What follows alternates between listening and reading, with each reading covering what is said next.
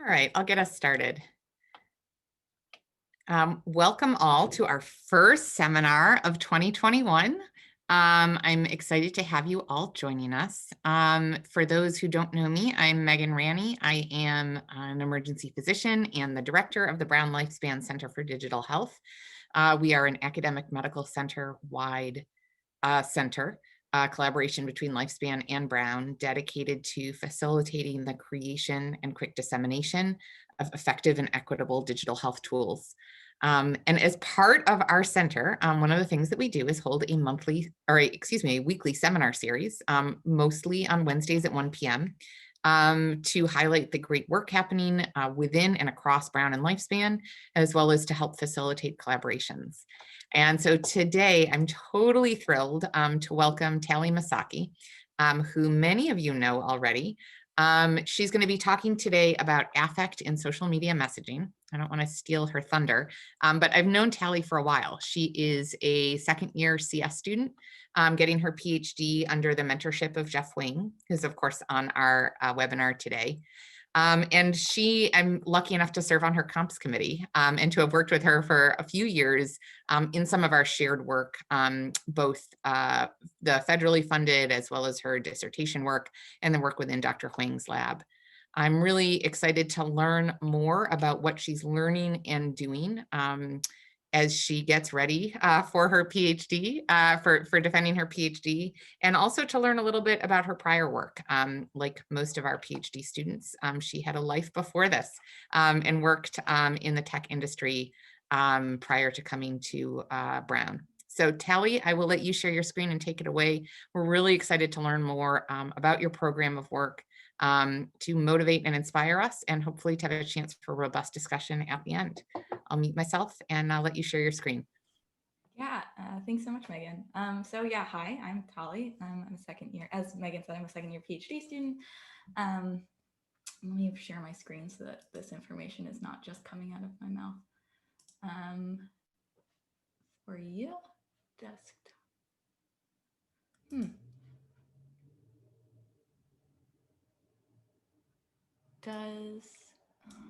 Is it working for you? Sorry, yeah, does that show? Yes, perfect. Is that showing all of my like tabs and stuff? Okay, I don't know how to fix that, so we're just gonna live with it. That's fine. Cool. Yeah, so I'm Talie. I'm a second year PhD student in the Brown HCI lab, working with Jeff Wong. Thanks. First of all, thanks for having me talk. I'm really excited about the CDH and like everything that's going to come out of it, and really excited to be part of it. So thanks. Cool. So I'm just going to jump right in. So as I think we all know, social media has become like more and more of a popular thing recently. People have kind of like moved online, especially during the pandemic. And it can be kind of a powerful tool for connecting people across countries, across, next door neighbors who can't see each other when they're sick, and for building social support. So today I was going to talk about our work on Psychiatrist, where we were trying to use affect detection on private messaging data to understand better how people communicate online. And then I'm going to introduce Chime, which is a bandwidth limited social network and mood tracker that we're developing to help understand aspects of social, like specific aspects of social network and how they encourage social support. Cool. There we go.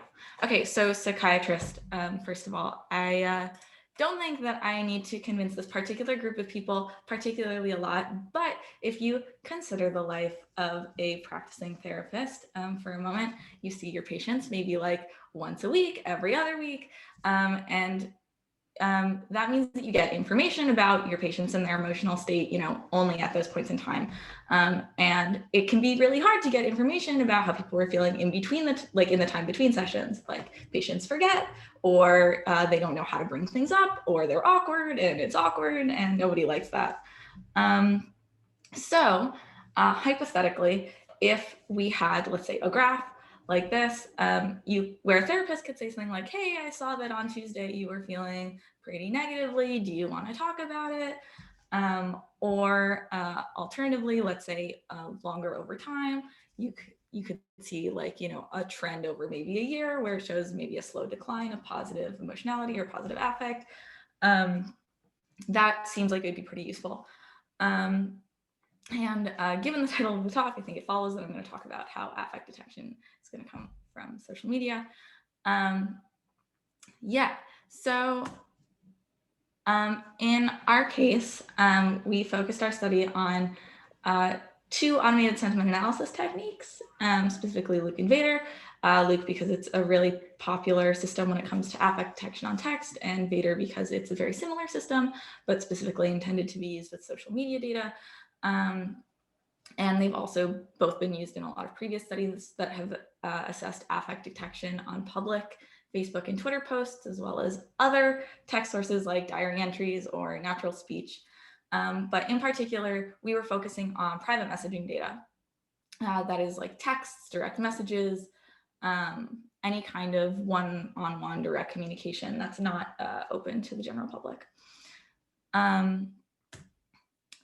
So to get that private messaging data, we presented Psychiatrist, which is a system that extracts and then anonymizes and then consolidates social media data across multiple platforms for any individual over some selected time period. And I know that at least Megan and a few other people on this call have used it before, but we're gonna go over it again anyway. So what that means is that you can have a patient and they can choose whatever platforms they want, let's say Facebook, Twitter, Instagram, and Snapchat. And then they can choose to share that data with you and pick the time range, let's say the last month. And the system will anonymize all of their messages, keep their contacts' personal information safe, and then present it in some consolidated form. So this is just an example of what that extracted data looks like. So what you have is one consolidated file of extracted data organized, and each of these files is organized by participant. And that can be really useful if you're doing some overarching analysis of messages in some research study, but also helps us move in the direction of, getting that information for that hypothetical graph we saw earlier that shows like, mood or emotion over time. So like I was saying a second ago, there's Luke and Vader, which are two automated sentiment analysis techniques. They take in some text and try to detect the the sentiment of that text. And what we ran it over was private messaging data specifically. So to that end, we ran a study where we collected ground truth mood scores for analysis. So we got a bunch of participants, notified them 3 times a day, asking them to fill out the positive and negative affect schedule, or PANAS, giving us 2 scores for a ground truth mood, right? So we have the positive affect score, the negative affect score, not necessarily correlated with each other, but 2 scores that will together give us a ground truth for anyone's current mood. And so over 2 weeks of gathering this data, we then invited participants into our lab where we used Psychiatrist to extract and then anonymize their private messaging data for that same time period. So then for each of those mood score data points in our final set, we selected all sent private messages from 12 hours before and 12 hours after any given score, and then used each of those like sets of time periods with their corresponding score, pulled a stratified sample across participants, and then tried to detect affect from that data in 3 ways. First, we gave that 24-hour window of anonymized messages to a group of 3 human coders to rate their positive or the positive and negative affect that they think that participant had at that point in time as best they could. And then we ran it through those automated sentiment analysis techniques, Luke and Vader. And then we can take each of these values and compare them to the ground truth PANAS scores that we collected earlier. And like we would expect coming out of something like, or a study like that, human estimation of affect scores tended to be more accurate than either of the automated techniques. Who would have guessed humans are better at detecting emotions than computers?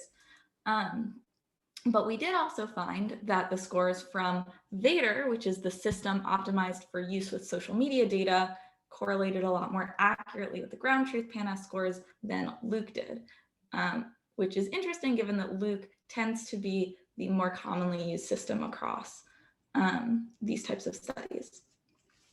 You'll also notice that Vader scores did correlate significantly with PANAS ground truth, as signified by the asterisks, while Luke didn't.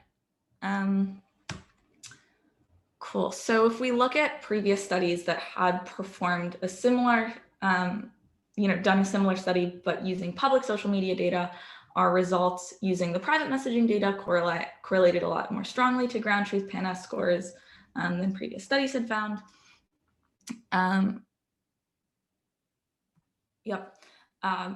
But you'll notice that our results using private messaging data were comparable to previous studies using Luke on other sources of text, like diary entries or natural speech. And we attribute this to a few things. First of all, private messaging and diaries and speech all tend to be less of an edited form of communication. So when somebody is posting publicly, they might go over those posts 6 or 7 times or like workshop them with friends to try to, get the funniest tweet or whatever, give some kind of a perception of themselves online. And we know that overall people tend to, edit themselves less whenever they're talking more, first of all, rapidly, and second of all, what they believe to be privately. Yeah. So after that point, we ran a pretty thorough qualitative analysis, and we identified 3 specific pitfalls that we thought seemed to lead to worse predictions of affect, and we called those mispredictions. So the first of these was over-reliance on tone or context, and I should say that for each of these mispredictions, it was kind of a both what we could be doing better as human raters and how Vader specifically did better in certain cases than human raters, and how human raters sometimes did better than Vader in certain contexts. So when we talk about over-reliance on tone or context, we found that human raters tended to rely really heavily on the context of what they were seeing, and the automated techniques like Vader and Luke tended to rely almost exclusively on the tone. So that's to say, for example, we have this quote, I don't know if you can see my mouse, from a participant where they were trying to reschedule a paper deadline and required a dean's permission and a doctor's note in order to do that, and they were expressing their frustration over that. But if you actually look at the message, there aren't that many like negative words used necessarily. So Vader, in this case, drastically underestimated the negative affect of the participant, just because there was no tone to pick up on in that case. On the other hand, human reviewers could read the context. They understood, like, when this happens, it's frustrating, and we're able to more accurately predict the actual negative score. Another misprediction we found was message weight based on temporal distance. That is to say, if a message is a longer time away from the point at which the mood score was collected, it likely has a lower or less of a weight on the actual mood of the person. So if we look at these messages, let's say this first message I'm so excited about today, oh my God, it's going to be great, was sent 5 hours before we recorded a PANAS score, and the second one was sent only 5 minutes before, where the person's like, oh, I feel so awful, I'm sorry. Maybe like a human rater would likely place more of a weight on the second message because it's a modification on a mood. This person's probably not feeling great right now because they literally just said they were feeling awful. Meanwhile, something like Luke or Vader would probably weight these two things equally because it doesn't have any idea of how time works. And in this case, Vader would overestimate positive affect. Finally, we looked at the inability to dissociate positive and negative affect. So that's true in all cases, but specifically true for human reviewers. And that's to say, like, we know that positive affect and negative affect are not necessarily correlated with each other. They're independent. So if somebody, particularly humans, see a message that is really positive, they tend to rate negative message or negative affect lower as well. And that's not necessarily the case. So for example, one of our participants was saying they're, emotionally, mentally, physically exhausted, both on the Vader side and on the human reviewer side. Negative affect was rated really highly here, which was correct, but positive affect was rated really low because in the Vader case, this text is primarily overtaken by negative words.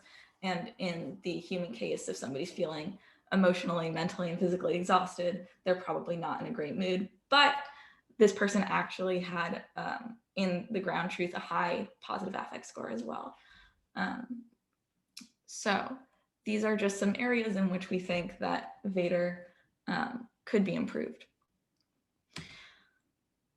So as I said earlier, we used a stratified sample of PANAS scores and predictions, and we found a decent correlation, about 0.29, 0.28 with the automated sentiment analysis technique Vader, but and the ground truth PANAS scores.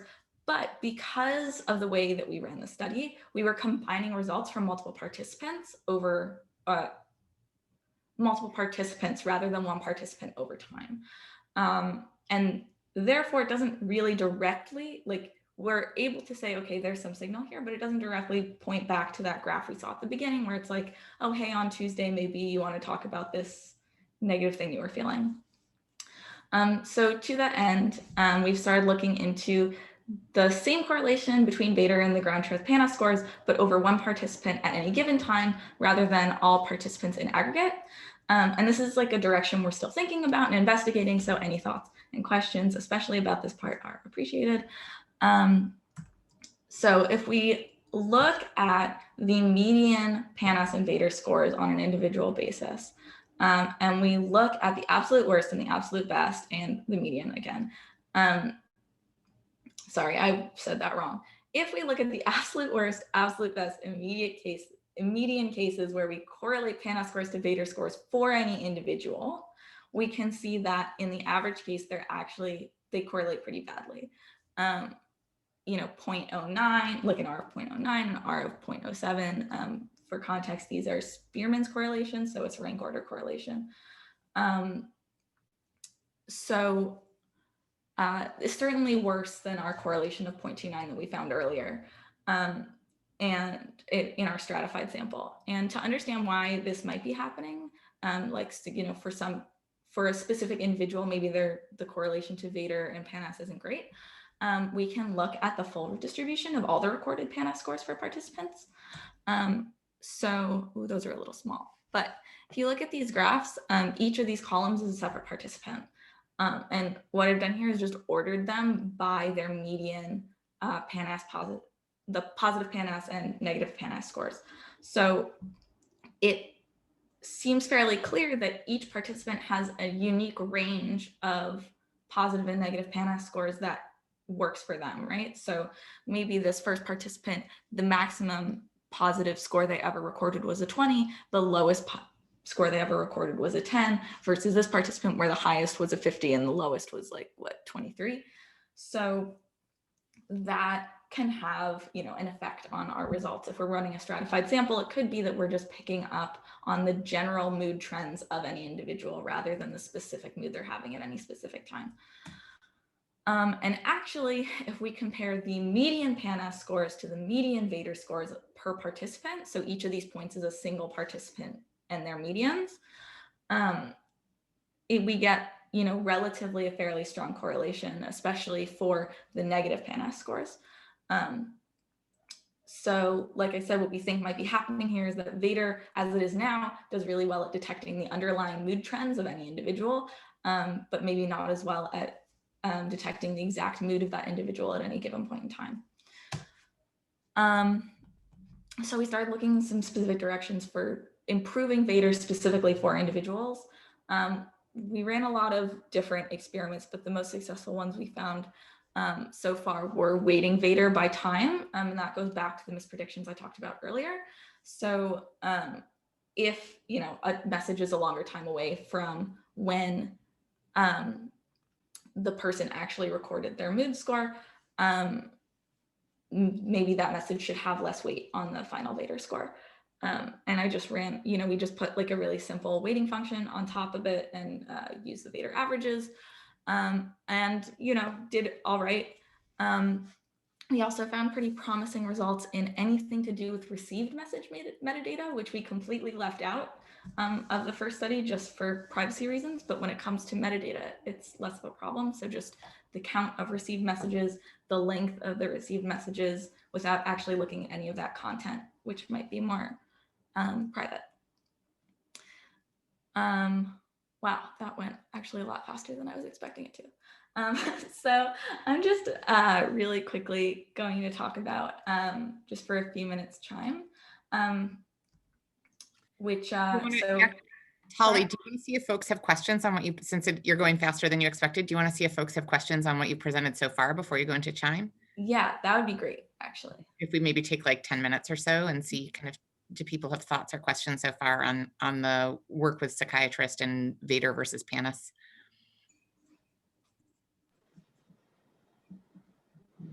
So I'm just curious, like, what's your sense overall about, like, what do all these analyses tell you so far about the potential utility this might have in sort of clinical situations? And what, if anything, needs to be done to sort of address that? Yeah, so in my mind, I think that, if we look at, I'm gonna go back to here. So in a lot of studies up to this point, people have used these like public Twitter messages, public Facebook messages to get an idea of either population moods or individual moods over time. And if we look at like previous studies, I think that what we're seeing is that while, at least in some cases, there is, people, or rather previous studies have found certain levels of correlations between those values. What we found is that private messaging, while not perfect, and nothing's ever going to be perfect, did fairly well in those cases. And what we can do and what we're trying to do is, again, we're never going to expect it to be amazing, but improve, like if we can improve subtly that ability of private message, or of automated sentiment analysis techniques on private messaging data, we can move farther towards that, like, ideal of a, like I said, gathering data on where a participant lies in between, or like what they're feeling in between sessions with their direct therapist or psychologist. Sorry, that was a little confusing. Just to add that a little bit, I think it'd be cool also to see the long-term trends of somebody's affect over time. Like this gives us a window into like what happened the last 6 months, for example. Like did their positive affect slowly decrease over time, or was there a spike or several spikes at the beginning of the months in the past, and be able to notice that could be a good sort of prompt for a conversation. Yeah, and I love kind of this idea of like the state versus trait, right? Is it the moment, which we don't really even know. I mean, there's lots of studies going both ways about kind of, is it your momentary affect, or is it your average affect? Or kind of, is it the mood? And so I think there's some really interesting questions there, as Justin just commented in the chat. Yes, longitudinal data, which we will hopefully be getting soon. But to me, the thing that I struggle with is kind of the correlation or lack thereof, a reflection of the tool and its accuracy, or is it a reflection of the construct and whether or not we're measuring, whether or not we're using the right tool to measure the right construct? Does that make, I don't know if you have thoughts on that, Talie. When you say the construct, do you mean? Yeah, like momentary affect versus kind of longitudinal mood. Is it kind of, are Vader and Luke measuring inherently different things? Is it right to try to measure, approximate your PANA score with your Vader score. You know, as you point out, there's a distinction in time between events. There's kind of the course of the entire day versus right at the moment when you're asking someone what they're doing the positive and negative affect score. And so there's a question to me as to whether we even should expect that there's a high correlation between these. Yeah, I've actually had a lot of thoughts in that exact direction, just because if you think about what Vader and Luke are doing, they're technically sentiment analysis, right? So they're not necessarily built to pick up the mood of the writer, but the mood that the writer is trying to induce, right? So, you know, a great example is Twitter. Somebody can be in a great mood and they think of a funny tweet that's like a negative joke. Is that now a negative, like having negative wording and like saying something that is negative doesn't necessarily imply that that person's in a negative mood. And actually, I don't know how to scroll through slides. I think it's this one. Okay, so I actually ran Vader on some more like cleaner texts that were specifically built. So, you know, fiction texts that were built to induce certain emotional states. And when we actually look at the correlations there, they're much more defined than what we've seen on, you know, these social media texts that, like, if a person's feeling positive versus negative, as opposed to these texts where it's like, I'm trying to make someone feel positive versus I'm trying to make someone feel negative. Yeah, so I'm not sure if, like you said, Vader and Luke are necessarily the right tools for this, but they're certainly in the realm of the right tools, I guess. I think that's my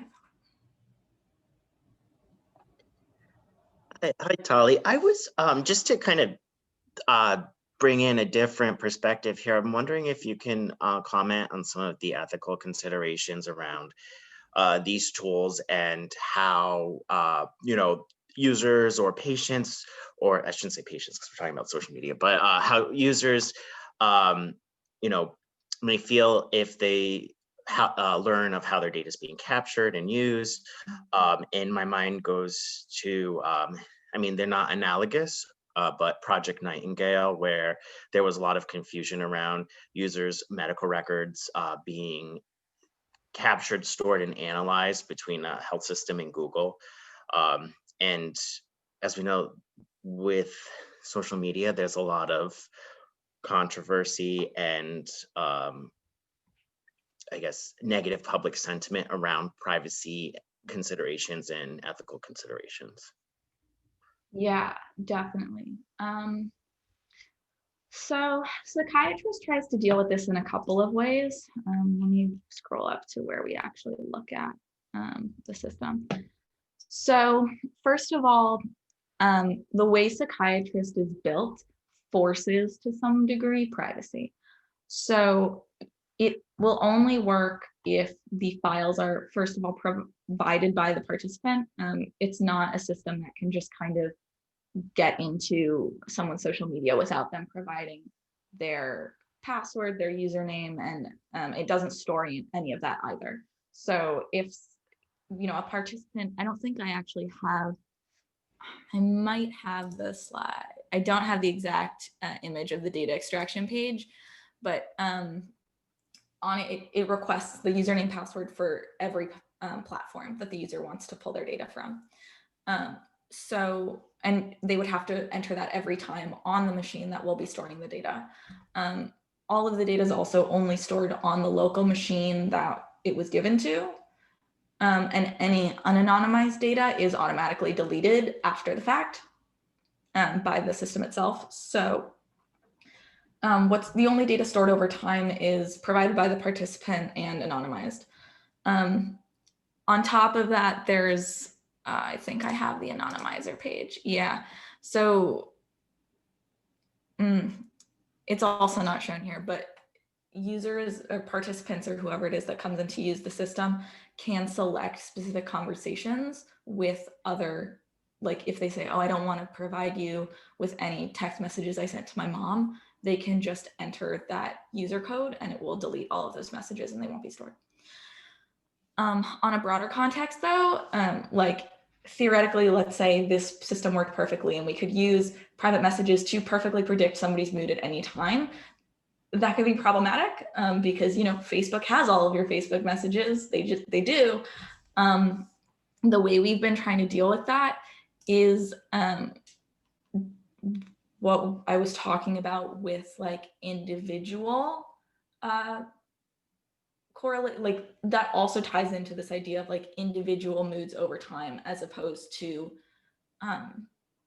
aggregate moods over time. Because when you look at things in aggregate, you can use other people to train a model to understand other people. Versus when you're looking at an individual, they have to log their own mood over a certain period of time in order to build a model in the first place. So if we can store all of that data locally on, say, their own phone and not have it available to Facebook, to Google, to other social media, then we can restrict the ability to make those predictions to only that individual who's looking at their own data. Thank you for that. It's great to hear how, privacy and security were incorporated into these technologies from the get-go, which I think is very important in restoring consumer and user confidence in online data. Yeah, it's definitely super important. Oh, I've been rude. Thank you for both of your questions. Sorry. Cool. Were there any other thoughts, feelings, opinions, moods, emotions? You can do a little affect score of us now, Talie, and see. I'm gonna If you want to move on to Chime, we can talk about Chime and then come back to more Q&A. Yeah. Thank you. Thanks, Megan. Yeah. So, okay. So up to now, all of that stuff we've talked about has been focusing on, understanding how emotion is displayed on social media as it exists right now and trying to understand, how we can use social media to understand people, et cetera, et cetera. But moving forward, we kind of wanted to investigate what aspects of social media encourage people to build networks and social support. So kind of a little bit the opposite. And to that end, we're currently building Chime, which is a social mood tracking app. So it looks like this. So Chime is a mood tracking app with social aspects. So that allows it to be used as a social network. The idea is users can track their mood with a short emoji-based description. So like, how are you feeling? And then why are you feeling that way? And then that information can be stored both for their own tracking. So like if you look at this left screen, that's just this one person's personal mood tracking history, on, hey, this is convenient. 3 days ago, they were feeling probably pretty good. The day before, maybe they were a little upset about, I don't know, the election, maybe, who's to say? And then all of that mood tracking data can also be shared publicly with the other users in the app. So there's this screen right here is like a timeline where you can see all the other users' posts over time. And then other users can view and then react to the post similarly to like likes on Facebook or Twitter or the heart emoji on Instagram or whatever. So this way, because first of all, we own the app, we can track interactions over time and see how like patterns of use in the app change, or like if there are certain patterns, maybe when somebody gets a lot of likes, they tend to feel happier the next time they record their mood. We don't know. Also, the goal here is to build an app that forces emotional disclosure between users, because a lot of the problem when we've been trying to analyze, say, Twitter, is that, some people use Twitter, again, as an example, as a place to talk to other people about their emotional problems or to discuss, certain things that are happening in their life, while other people just are posting jokes all day, and that's fine, but, different uses, different people. So what if we can just force it to all be a space for specifically emotional disclosure, and still keep it, a relatively safe space for users based on how we restrict posts and responses to emojis. Yeah, that's actually all I have. Thanks so much. Questions, I guess, again, comments. Can you talk a little, Talie, about a little more about kind of your process of developing and studying Chime? Yeah, so it's still in development. Thanks for the question, sorry. Yeah, it's still in development. So essentially what we wanted to do here was have a really basic app, like as basic as we can get it, while still maintaining all of the different aspects of a common social media app. So reactions, posts, profiles, a personal history. That's about it. So that we can, do a few things with it. But we wanted to make sure that it stayed safe. And like so that people can't, for example, cyberbully each other. I'm sorry, there's a police car, I think, passing by. There we go. So people can't, cyberbully each other or, tell someone else something negative. So that's why we kind of stuck to emojis. First, to keep it simple. Second, to keep it safe. Third, because we can then restrict, like we wanted to track mood to some extent. To give us an idea of what people were feeling, both about the app and about themselves. And again, like I said, to force like an emotional disclosure kind of space. But also it gives us, a really specific set of, in this case, 9 different moods that we can track, which makes it, first of all, makes it easier for people to post and like without feeling overwhelmed by all the different options, which is a problem we had with the PANAS. That we were using before, just it's so long, people didn't want to fill it out. And also keep analysis, more consistent. And I don't know, we also, we built a prototype for it. We ran some user studies just on the basic format of it. People so far have seemed to like it. They like that they can see what their friends are feeling and kind of, because we keep it anonymous, like kind of feel like they can guess what other people are trying to say, or try to guess who is who.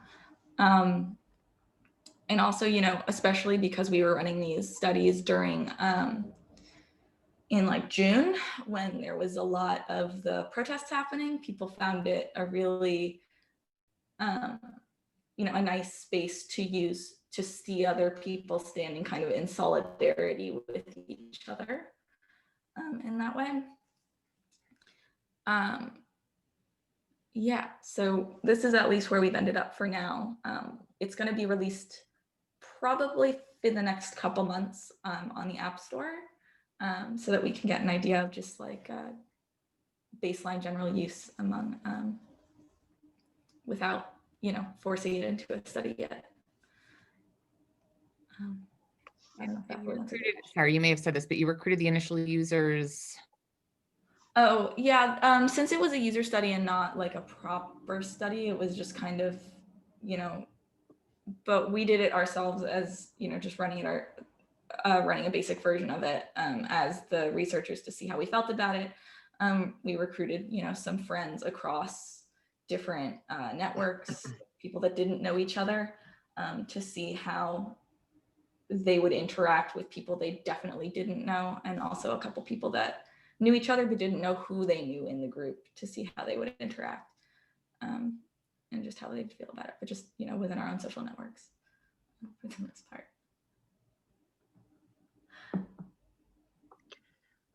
Hi, Talie. I have another question. I'm just curious if you could comment on the differences from your perspective in what you found beneficial or as a detraction between, psychiatrists in Chime, where you're going from, using text and language for sentiment. Now, I mean, there is a meaning associated with the emoji, but I'm really fascinated by kind of changing the way that the sentiment is being recorded to use emojis rather than text. As we know, the English language has a troves of words and different ways to formulate a sentence or a way to express how you're feeling, and you've now kind of made it a more binary choice, which is really interesting because it will kind of give you a more structured approach to collecting this data. So I'm just curious to know about, if your pros versus cons between the two sorts of sentiment analysis or ways to capture that. Yeah. I mean, it's certainly less of an expansive set of emotions, right? Like in text, you can capture the feeling of, frustration over my computer breaking as opposed to frustration over, I don't know, someone saying something mean to me. And those are, vaguely different feelings. And that's not really something you can do with emojis. I guess the negative to text is that people, when there's so many degrees of freedom, I guess, in my view, at least, people tend to get lost in all the options. And we even saw this. So the first time we ran a user test, we gave people access to the full gamut of emojis as opposed to restricting it to just these 9. And even with that, which is, more restricted than text, people struggled to figure out what they wanted to say.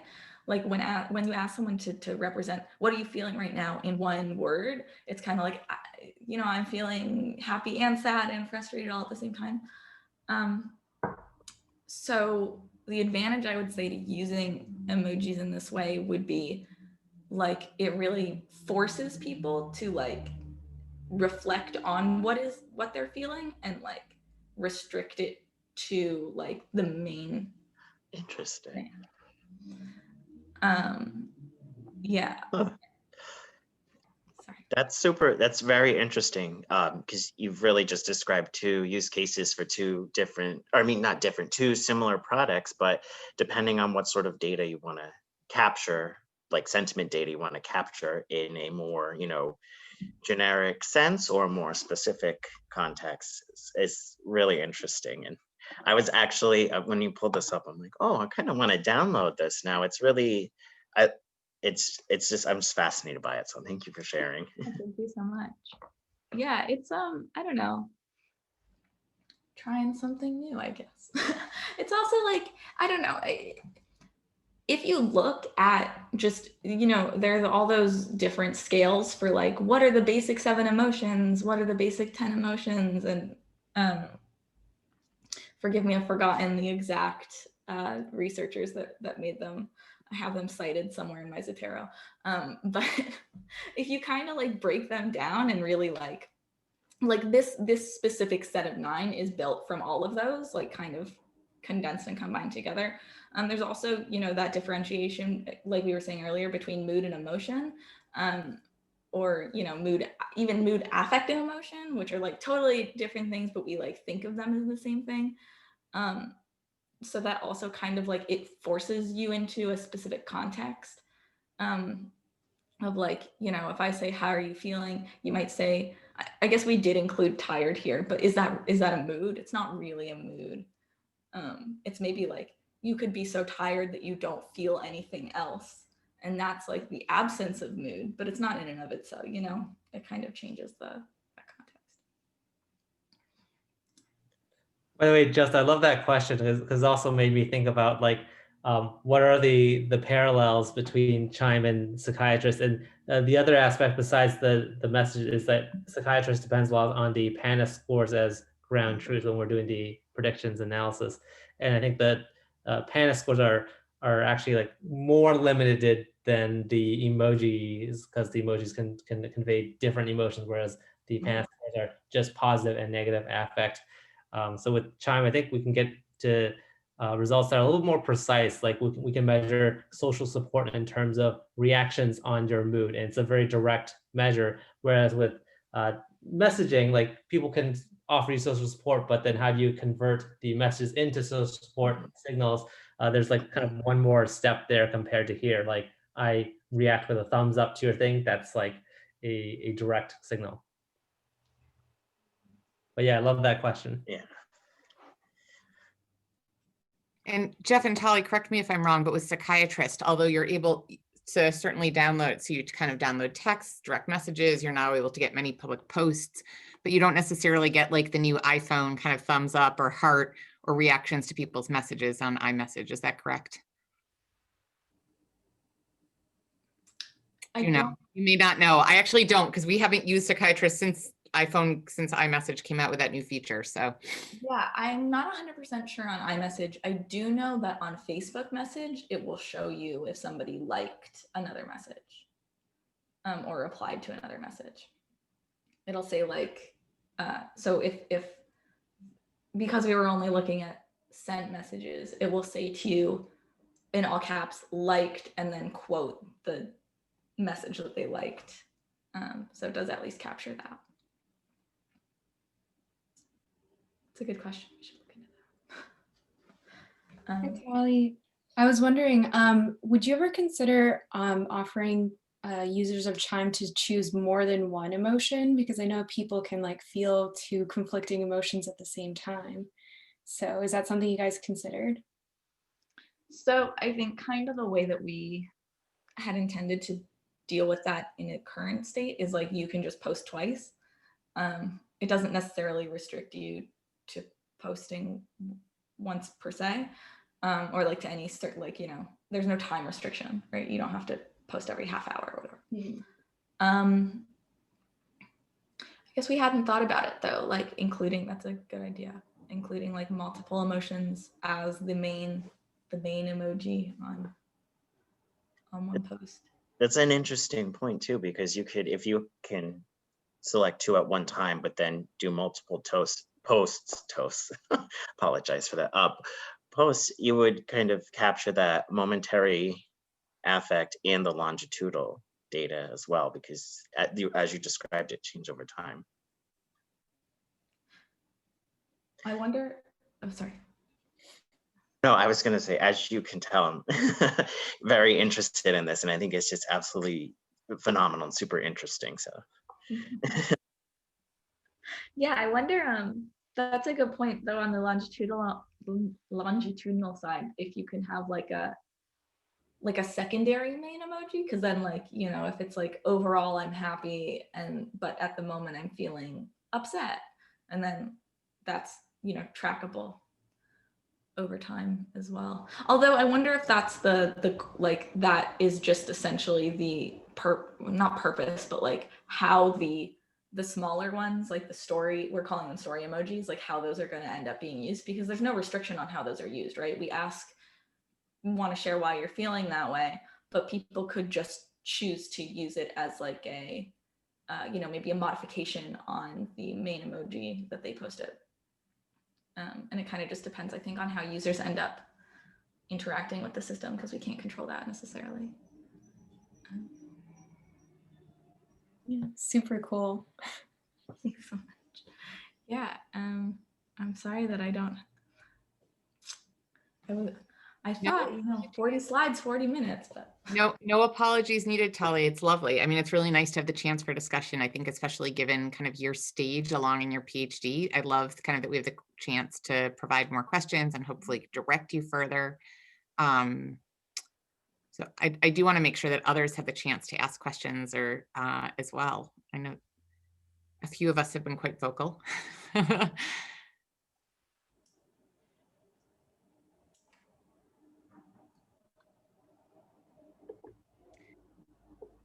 For the others who are on this call who are doing social media based research and maybe have not used Psychiatrist, are there, or obviously none of us have used Chime at this point, are there other things that you think kind of that you're thinking about or that would be interesting to you thinking about this from a research standpoint?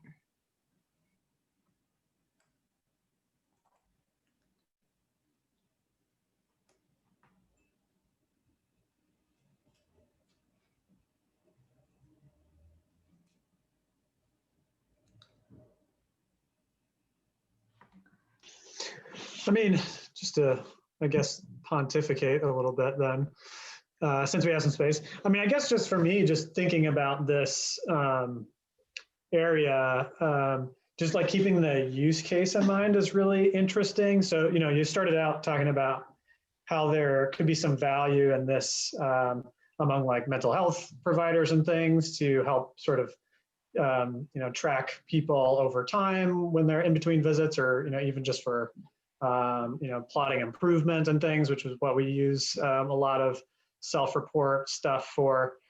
You know, I think a couple of big problems that come up for us routinely as a therapist is that, you know, all the stuff that we rely on to track people's progress and see whether or not they're getting better are self-report, right? And of course, that has more problems than it has advantages, probably. But you know, one big issue, of course, is just that it all sort of depends on someone's, you know, how someone wants to present that, and it requires a lot of demand of patients. And so, you know, thinking about the applications here, you know, one thing that we've always been super interested in is, you know, things that require less engagement, passive tracking, et cetera, that can help us sort of understand that picture a bit better without, you know, sort of constantly having to pull from users. And so for me anyway, I think one really interesting area could be in not just sort of tracking affect in particular, but some maybe more sort of clinically focused stuff, kind of like the, you know, behavioral phenotyping stuff that we've seen in the past. So instead of, you know, just, you know, an interest in sort of state sadness or things like that, you know, longer periods of low arousal, negative affect, and things like that. So, you know, anything I think that folks can do to add, you know, sort of clinical, to use like clinical things as ground truth, or, you know, explore that question of how they overlap, I think would be super interesting. With, in particular, the psychiatrist tools you talked about, I guess I should mention that. Yeah, I wonder,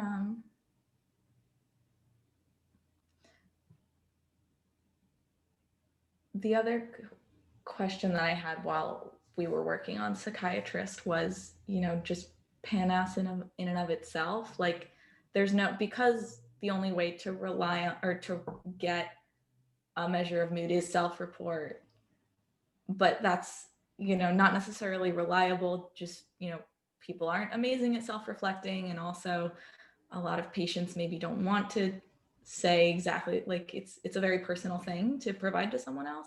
So like, how we can never really be sure how reliable PANAS is in and of itself is actually, because the only thing I had to compare to was other self-report, and it is in and of itself self-report. Yeah, just thinking in that same direction. I love that. And then I also kind of want to add on that I think the question, and obviously, you know, that I'm deeply interested in this question, but kind of that underlying, you know, is PANAS the right thing? And both, is PANAS the right thing? And then are Vader and Luke the right thing? Like, there's clearly, there is a message in the data.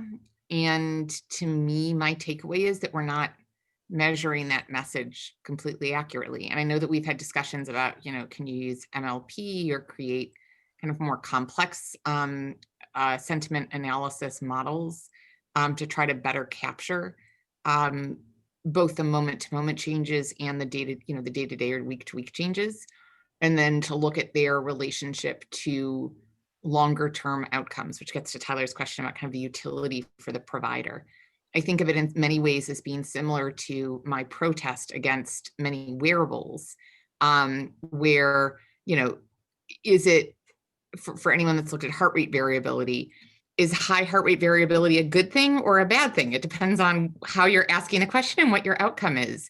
Is a momentary spike in blood pressure something like super dangerous that a primary care provider should pay attention to, or does it not really matter? And I think as we start getting these huge data sets, the question of kind of what's the ultimate meaning of them is really, to me, that's the deep, so there's like the two sides to computer science. It's the fact that you've developed these amazing tools for measuring people's moment-to-moment sentiment and affect and approximating it in one way. But then there's that bigger question of like the so what.